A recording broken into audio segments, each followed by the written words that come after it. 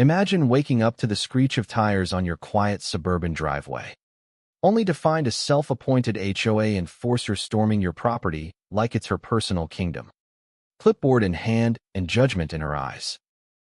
But what if the victim, a guy who's been smeared as the neighborhood troublemaker, turns the tables with razor-sharp patience and a setup that exposes her absurdity? Buckle up, because this tale from a sleepy American cul-de-sac is about to unravel a web of petty power plays that'll have you fuming and chuckling in equal measure.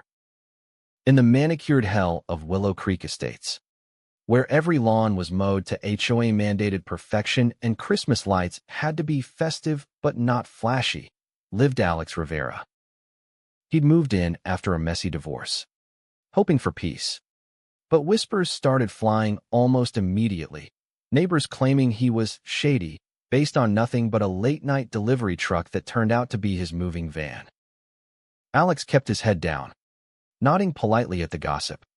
But inside, he cataloged every snide remark and overreach. The air felt thick with unspoken rules. No visible trash cans after 8 a.m. No garish garden gnomes. And God forbid your mailbox leaned a millimeter off-center. It was the kind of place where community harmony meant everyone spying on everyone else. Then came the spark. One crisp Saturday morning, Alex was sipping coffee on his porch when a golf cart buzzed up, amber light flashing like a wannabe cop car. Out stepped Brenda Hargrove, the HOA president, a rotund woman with a perm that screamed, "I manage people," her face set in that perpetual scowl of someone who thrives on control. Flanked by two volunteers in matching khakis, she didn't knock or wave. "Mr. Rivera," she announced in her syrupy sweet voice laced with steel, "we've received anonymous complaints about your backyard shed. Possible code violations, height, setback, even paint color. We'll just take a quick peek to ensure compliance." Alex froze, his grip tightening on the mug. "Excuse me? This is my property." Brenda smiled that fake, toothy grin. "Oh, honey, it's for the greater good. Standards keep our values up, literally." Without waiting, she marched toward his gate, her entourage trailing like obedient pups. Alex didn't yell, he just watched, noting how she jotted notes on her clipboard as if documenting a crime scene. The intrusions escalated like a bad sitcom script. The next day, Brenda returned with a compliance team, this time armed with measuring tapes and a decibel meter. "Your wind chimes are exceeding noise limits," she declared, ignoring Alex's polite request to schedule an appointment. "And that shed? It's an eyesore, could devalue the whole block." Neighbors peeked from curtains, murmuring about Alex's defiance, fueled by Brenda's emails blasting his non-cooperation to the community listserv. Alex endured the stares at the mailbox, the cold shoulders at block parties, but he started researching.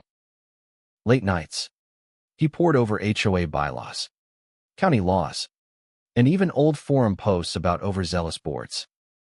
"Patience," he muttered to himself, sketching ideas on napkins. When Brenda's crew inspected his yard again, trampling his tomato plants while citing weed overgrowth, Alex smiled thinly. "You know, Brenda, ever heard of trespassing?" She waved it off. "We're empowered by the covenant. It's all about order." Dear. Tensions boiled over when Brenda orchestrated a full audit. Early one evening, her golf cart crept along the back alley behind Alex's fence, volunteers whispering into walkie-talkies like amateur spies.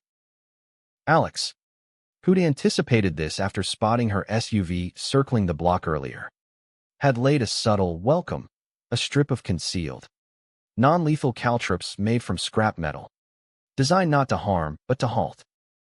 The cart hit them with a satisfying pop hiss, tires deflating as it swerved into a bush. Brenda tumbled out, her face a mask of outrage and embarrassment, clipboard flying. "This is assault. Sabotage," she shrieked, scrambling up, her suit dusted with dirt. Alex emerged from his house, phone in hand, recording calmly. Actually, Brenda, that's private property you just drove on without permission. Sheriff might call it trespassing. Her volunteers muttered excuses, one rubbing a bruised ego. We were just enforcing, Brenda sputtered. This community won't stand for your anarchy. But the video captured her flailing, her authoritative facade cracking into comical fury. The showdown peaked at the HOA emergency meeting, packed with residents drawn by the buzz. Brenda, podium pounding, presented evidence, photos of Alex's yard, twisted to look neglectful, her voice dripping with faux concern. Mr. Rivera threatens our way of life with his rebellious antics. Alex stood, composed, and played his montage, clips of her uninvited invasions, overlaid with her own emails admitting to surprise checks for efficiency. Ladies and gentlemen, he said evenly, Brenda here preaches standards, but skips basic courtesy like knocking. That's not leadership, that's bullying under a badge. Murmurs turned to snickers as her hypocrisy hung in the air. The vote came swift, a motion to oust her past 8-2. Her face crumpling in defeat as a resident quipped, Guess the tape measure doesn't apply to overreach. Brenda stormed out, muttering about lawsuits. But the room erupted in relieved chatter. In the aftermath, Willow Creek breathed easier. New rules emphasized consent for inspections, and Alex became the unofficial advisor. His shady rep flipped to savior.